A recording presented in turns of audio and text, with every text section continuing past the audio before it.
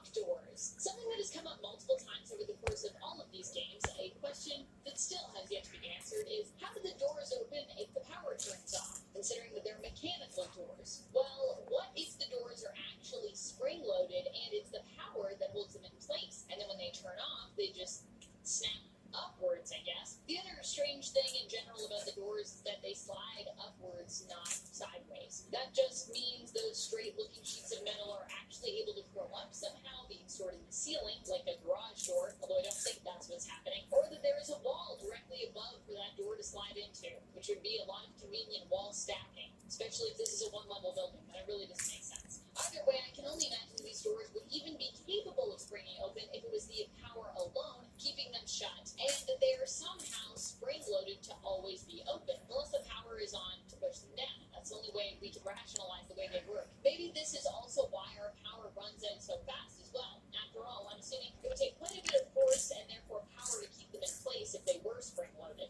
Number 9.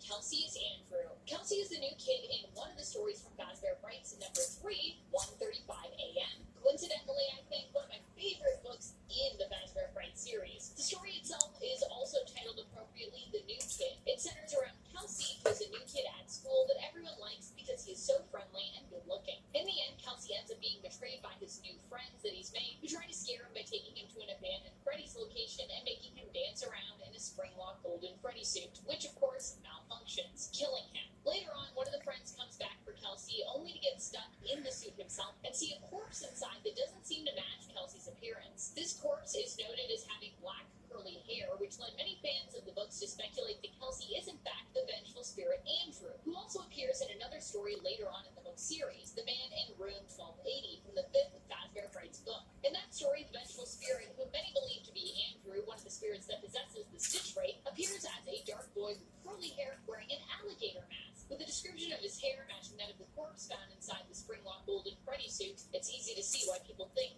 Kelsey is Andrew. And friends, before we move on to our next spot, if you are loving this list and you want more lists about all of the spring locks, so many spring lock things, so springy, so locky, be sure to let us know by giving this video a thumbs up. Number 8, Plush Trap is from Sister Location, and what's more, might also be an older model spring lock suit. Based on what Circus Baby says about the spring lock suit we are stuck in coming from her old location, we could theorize that Plush Trap is also a Sister Location spring lock suit, especially since Plush Trap looks much older by comparison. But why do we think Plush Trap is also a spring lock suit? Well, it's interesting that in the book Fetch, we learn more about the Plush Trap animatronic, where it is implied that it can mimic the voices of other folks, something that prior to Fetch's release, only Sister Location animatronics seem to be capable of. This is what makes us think that Plush Trap comes from Sister Location and perhaps was an older animatronic brought over from Circus Baby's previous location. The Plush Trap doesn't really fit in with the overall aesthetic of Circus Baby's entertainment and rental. We do know that an older spring lock suit was also kept there. Does that mean that Plush Trap is also an old spring lock that initially was its Sister Location, just based on the voice mimicking? If so, how did they get to be with the Nightmare animatronics? And also, who wore the Plush Trap suits if they were ever worn, if they were spring locks in that way? Was it designed for a shorter employee or possibly for kids to wear? Also, just to be clear, I'm not implying that that is the spring lock suit that we are in Sister Location when we're playing the game, because, yeah, I don't know how tall Mike Lapkin is, but I don't think he's as small as Plush Trap. Number 7, Kelsey is Crying Child / Cassidy. While Kelsey being Andrew could make some sense, others have speculated the corpse found inside the suit actually belongs to Cece, Crying Child. This is obviously because of the physical description of the corpse, which has curly black hair. A lot of people come back to that curly black hair for a lot of these theories. This description matches the appearance of Crying Child, who also appears to have black and curly or wavy hair based on what we see in the games. But Kelsey is blonde. How does he fit in? Well, it is possible that Kelsey is the amalgamated manifestation of both Crying Child and Cassidy, who perhaps both haunt Golden Freddy if in this continuity they were both victims and have decided to share possession of the animatronic. Neither of them, of course, was blonde, but they could be changing their appearance together, using a disguise to go out in the world and trick bullies into trusting them. Cassidy could also possibly be considered the more aggressive personality, while Crying Child could be considered the nicer side, and also might bring the masculine appearance to the table when it comes to their disguise. Because obviously Cassidy was a girl, so yeah. Number 6, Shadow Freddy and RWQFSFASXC. I think I said that all right. This theory, I believe, has been debunked, so just a word to the wise about that, but I still thought it was a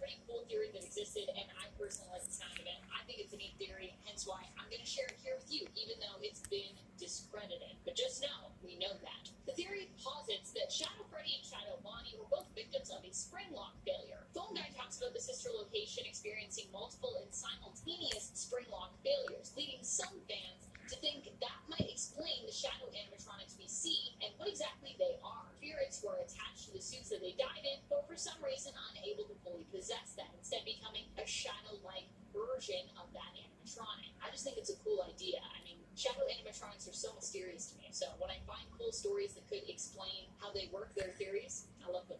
Number 5, yellow suit. In FNAF 2 on night 6, Phone Guy's call reveals that he is surprised you came into work at the location, as it is meant to be shut down for a while. He tells you that there was an incident that happened involving the yellow suit in the back, which many have theorized to be the springlock suit used in the missing children incident, where 5 victims went missing. Some even think that this phone call is referring to that incident. Phone Guy claims that someone wore the yellow suit, and ever since, the animatronics have been acting strangely. Is it because they had victims stuffed into them, and possibly because those victims' souls are making the animatronics behave more aggressively because they're possessing them?